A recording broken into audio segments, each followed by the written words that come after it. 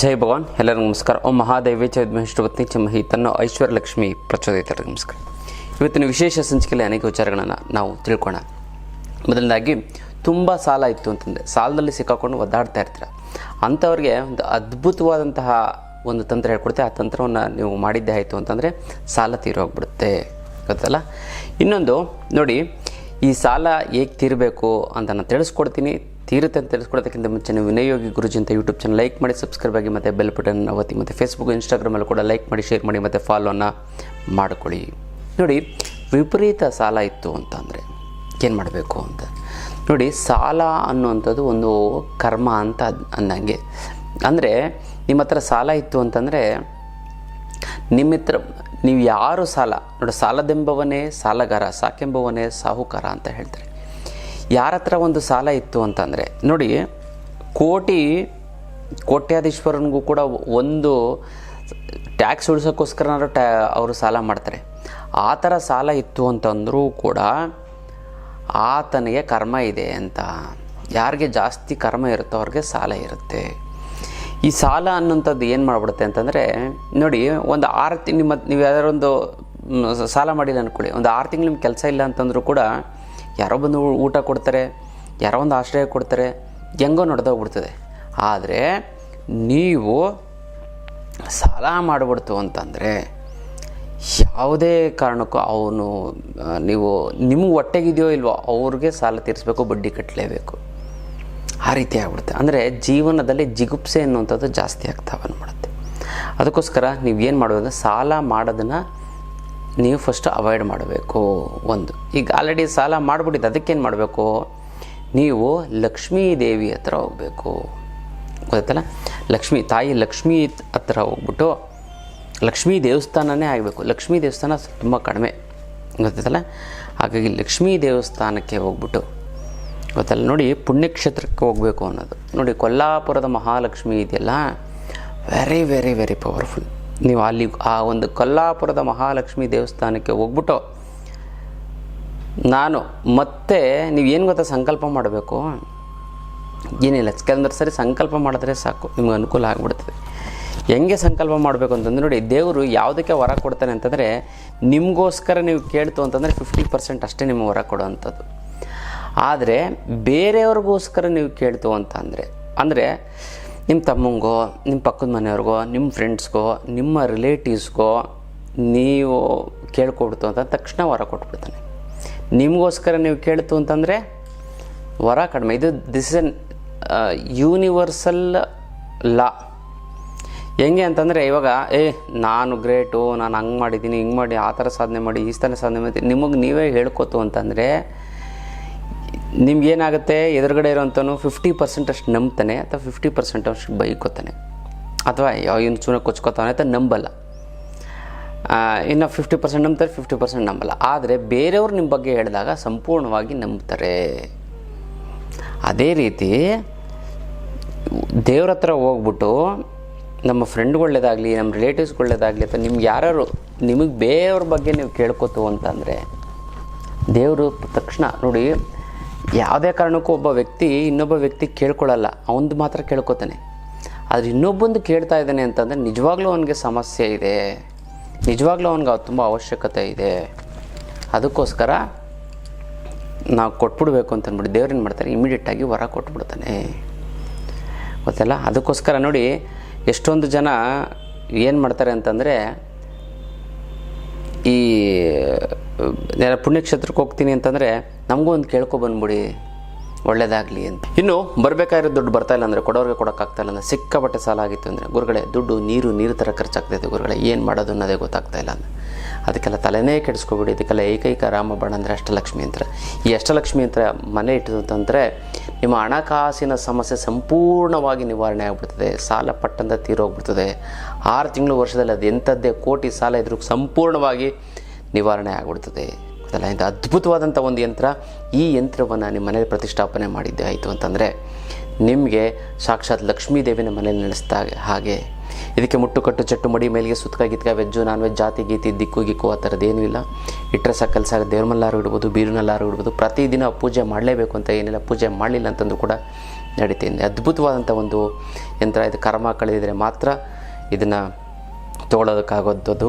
ಖಂಡಿತವಾಗ್ಲೂ ನಿಮ್ಮ ಮನೆಯಲ್ಲಿ ಅಷ್ಟಲಕ್ಷ್ಮಿ ಯಂತ್ರ ಇತ್ತು ಅಂತಂದರೆ ಜೀವನದಲ್ಲಿ ಒಮ್ಮೆ ಅಷ್ಟಲಕ್ಷ್ಮಿ ಯಂತ್ರ ತೆಗೆದುಕೊಳ್ಳಿ, ನಿಮ್ಮ ಎಲ್ಲ ಸಂಪೂರ್ಣವಾದಂಥ ಒಂದು ಸಮಸ್ಯೆಗಳು ಬಗೆಹರಿದು ಹೋಗ್ಬಿಡ್ತದೆ ಅಲ್ಲ. ಇದು ವಿಶೇಷವಾದಂಥ ಒಂದು ಇದು ಯಂತ್ರ ಮಾಡ್ಕೊಳ್ಳಿ, ತುಂಬ ಚೆನ್ನಾಗಾಗುತ್ತೆ, ಒಳ್ಳೆಯದು ಆಗ್ತಾ ಬರುತ್ತೆ. ಮತ್ತು ವಿಶೇಷವಾಗಿ ಪುಣ್ಯಕ್ಷೇತ್ರ ದರ್ಶನ ಪ್ರತಿ ತಿಂಗಳು ವಿಶೇಷವಾದಂಥ ಒಂದು ಪುಣ್ಯಕ್ಷೇತ್ರ ದರ್ಶನ ಇರುತ್ತೆ.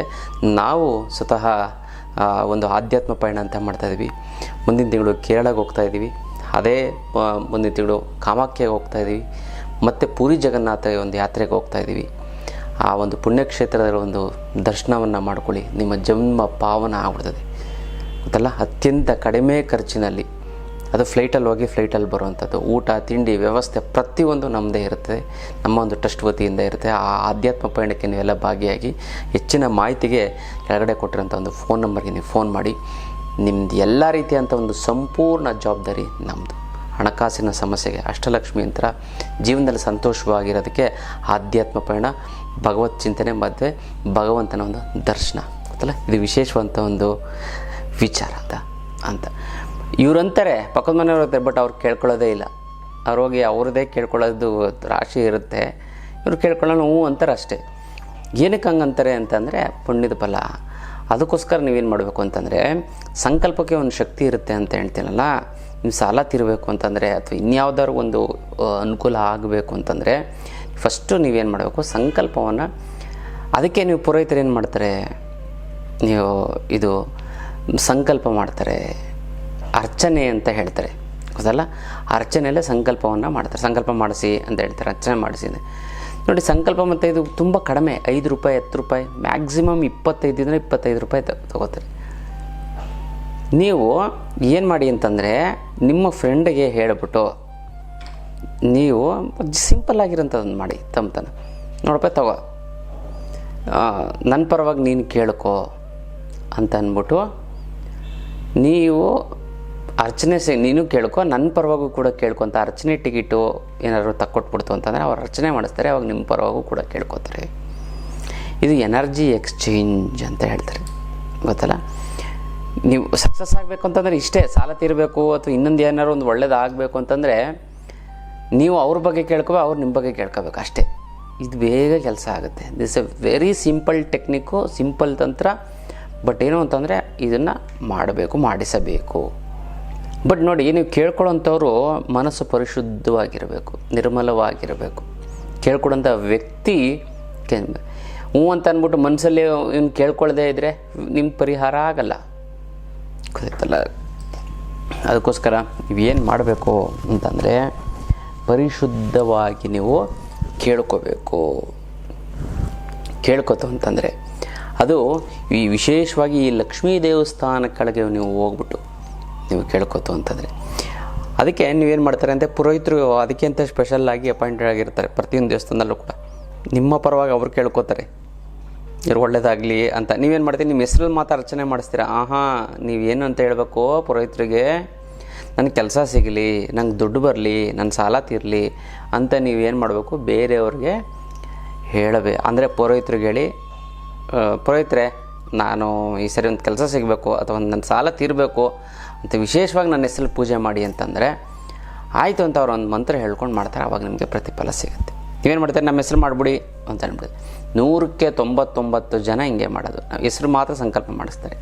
ಹೌದು, ಹೆಸರಲ್ಲಿ ಎಲ್ಲ ಇರುತ್ತೆ, ನಾನು ಹೇಳಲ್ಲ ಇಲ್ಲ ಅಂತ ಹೇಳ್ತಾ ಇಲ್ಲ. ಆದರೆ ನಿಮ್ಮ ಉದ್ದೇಶ, ನಿಮ್ಮ ತೀವ್ರಗತಿ, ಫಸ್ಟು ನಿಮ್ಮ ಮಗಳಿಗೆ ಮದುವೆ ಆಗಬೇಕು, ಎಕ್ಸಾಮ್ ಪಾಸ್ ಆಗಬೇಕು. ನಿಮ್ಮ ಫಸ್ಟು ಮದುವೆ ಹೆಂಗೋ ಆಗುತ್ತೆ, ಎಕ್ಸಾಮ್ ಪಾಸ್ ಆಗಬೇಕು ಅಂತ ನೀವು ಕೇಳ್ಕೊಂಡು ಹೋಗ್ತೀರ. ಬಟ್ ಏನಂತಾರೆ, ನೀವು ಸಂಕಲ್ಪ ಹೆಸರು ಸಂಕಲ್ಪ ಮದುವೆ ಆಗುತ್ತೆ, ಬಟ್ ಎಕ್ಸಾಮು ಹಂಗೆ ಉಳ್ಕೊಳ್ಳುತ್ತೆ. ಅದು ಹಂಗಾಗಬಾರ್ದು. ಅದಕ್ಕೋಸ್ಕರ ನೀವೇನು ಮಾಡಬೇಕು ವಿಶೇಷವಾಗಿ ಅಂತಂದರೆ, ಸಂಕಲ್ಪವನ್ನು ಯಾವ ರೀತಿ ಮಾಡಬೇಕು ಅಂತ ತಿಳಿಸ್ಕೊಡ್ತಾನೆ ಆ ರೀತಿಯನ್ನು ನೀವು ಮಾಡಿ. ಖಂಡಿತವಾಗ್ಲೂ ಕೂಡ ಚೆನ್ನಾಗತ್ತೆ. ನಿಮ್ಮ ಏನೇ ಸಾಲ ಸೋಲ ಗೀಲ ಇತ್ತು ಅಂತಂದರೂ ನೀವು ತಲೆನೇ ಕೆಡಿಸ್ಕೋಬೇಡಿ ಗೊತ್ತಲ್ಲ. ಹಾಗಾಗಿ ಈ ಒಂದು ಅದ್ಭುತವಾದಂಥ ಒಂದು ನಾನು ಹೇಳುವಂಥ ವಿಚಾರವನ್ನು ನೀವು ಪಾಲಿಸಿದ್ದೇ ಆಯಿತು ಅಂತಂದರೆ ಖಂಡಿತವಾಗ್ಲೂ ಕೂಡ ಚೆನ್ನಾಗತ್ತೆ, ಒಳ್ಳೆಯದಾಗುತ್ತೆ. ಮತ್ತು ಯಾರು ನಿಮ್ಮ ಏನು ಅಂತಂದರೆ ಸಿಂಪಲ್ಲಾಗಿ ಸರಳವಾಗಿ ಹೇಳಬೇಕು ಅಂತಂದರೆ, ನೀವು ಮೇಯ್ನಾಗಿ ಸಂಕಲ್ಪ ಶಕ್ತಿಯನ್ನು ಜಾಸ್ತಿ ಮಾಡ್ಕೊಳ್ಳಿ. 100 ಜನ ನಿಮ್ಮ ಪರವಾಗಿ ಕೇಳ್ಕೊತಗೊಂಡ ಅದು ಎಂಥ ಕೆಲಸ ಇದ್ರೂ ಹಾಗೇ ಆಗಿಬಿಡ್ತದೆ. ಅದನ್ನು ಮಾಡ್ಕೊಳ್ಳಿ. ಮತ್ತು ಯಾರ್ಯಾರಿಗೆ ಸಾಲ ತೀರಬೇಕು ಅಂದ್ಕೊಂಡಿದ್ದೀರೋ ಅವರು ಈ ಸರಳವಾದಂಥ ಒಂದು ತಂತ್ರವನ್ನು ನೀವು ಹೇಳ್ಕೊಳ್ಳಿ. ಅಮ್ಮ ಮಹಾಲಕ್ಷ್ಮಿ ಕಮೆಂಟ್ ಮಾಡಿ ಕಳಿಸಿ ನನಗೆ, ನಿನ್ನ ಆಶೀರ್ವಾದ ಸದಾ ನನ್ನ ಮೇಲೆ ಇದಕ್ಕೆ ಶತಕೋಟಿ ನಮಸ್ಕಾರ ಅಂತ ಕಮೆಂಟ್ ಮಾಡಿ ಕಳಿಸಿ. ನಾನು ಸಂಕಲ್ಪವನ್ನು ಮಾಡ್ತೀನಿ, ತಂತ್ರವನ್ನು ಮಾಡಿ ಒಂದಕ್ಕೊಂದು ಸೇರಿ ತುಂಬ ಚೆನ್ನಾಗುತ್ತೆ, ಒಳ್ಳೆಯದಾಗ್ತಾ ಬರ್ತದೆ. ಇದು ವಿಶೇಷವಂತ ಒಂದು ತಂತ್ರದ ವಿಚಾರ. ನಾನು ವಿಶೇಷವಾಗಿ ಆನ್ಲೈನ್ ಕ್ಲಾಸನ್ನು ಮಾಡ್ತಾಯಿದ್ದೆ. ಯಾವುದು ಅಂತಂದರೆ ಜನ ಮತ್ತು ಹಣ ವಶೀಕರಣ. ಈ ಅದ್ಭುತವಾದಂಥ ಈ ಒಂದು ತಂತ್ರವನ್ನು ತಿಳ್ಕೊತಂದರೆ ನಾನು ಯೂಟ್ಯೂಬಲ್ಲೂ ಕೂಡ ಎಲ್ಲೂ ಹೇಳಿಲ್ಲ. ಈ ಒಂದು ಹಣ ವಶೀಕರಣ, ಜನ ವಶೀಕರಣದ ವಿಚಾರವನ್ನು ತಿಳ್ಕೊತು ಅಂತಂದರೆ ಎಷ್ಟು ಬೇಕಾದ್ರೂ ದುಡ್ಡು ನೀವು ಹುಡ್ಕೊಂಡಾಗಲ್ಲ, ಅದೇ ನಿಮ್ಮನ್ನು ಹುಡ್ಕೊಂಡು ಬರುತ್ತೆ. ಅದಲ್ಲ, ಜನವಶೀಕರಣದ ಕೂಡ ನಾನು ಇದರಲ್ಲಿ ಹೇಳ್ಕೊಡ್ತೀನಿ. ಕೇವಲ ಪ್ರತಿನಿತ್ಯ 5 ನಿಮಿಷ ಈ ಒಂದು ಮಂತ್ರವನ್ನು, ನಾನು ಹೇಳುವಂಥ ಮಂತ್ರವನ್ನು 5 ನಿಮಿಷ ನಾನು ಹೇಳುವಂಥ ತಂತ್ರಕ್ಕೆ ನೀವು ಗಮನ ಕೊಡ್ತು ಅಂದರೆ ಸಾಕು, ನೀವು ಕೋಟ್ಯಾಧೀಶ್ವರರಾಗ್ತೀರ ಅಂತಲ್ಲ. ಅದನ್ನು ಪ್ರಾಕ್ಟಿಕಲ್ಲಾಗಿ ನಿಮ್ಮಾಗಿ ನೀವೇ ಮಾಡ್ಕೊಳ್ಳೋಂಥ ಒಂದು ಅದ್ಭುತವಾದಂಥ ಒಂದು ಶಕ್ತಿಯನ್ನು ನಾನು ನಿಮಗೆ ಕೊಡ್ತಾ ಹೋಗ್ತೀನಿ. ಆ ಆನ್ಲೈನ್ ಕ್ಲಾಸಿನ ಹೆಚ್ಚಿನ ಮಾಹಿತಿಯನ್ನು ನೀವು ಫೋನ್ ಮಾಡಿ, ಕರೆ ಮಾಡಿ ತಿಳ್ಕೊಳ್ಳಿ. ಇದು ಅದ್ಭುತವಾದಂಥ ಹಣ ಮತ್ತು ಜನವಶೀಕರಣದ ಒಂದು ಆನ್ಲೈನ್ ಕ್ಲಾಸ್.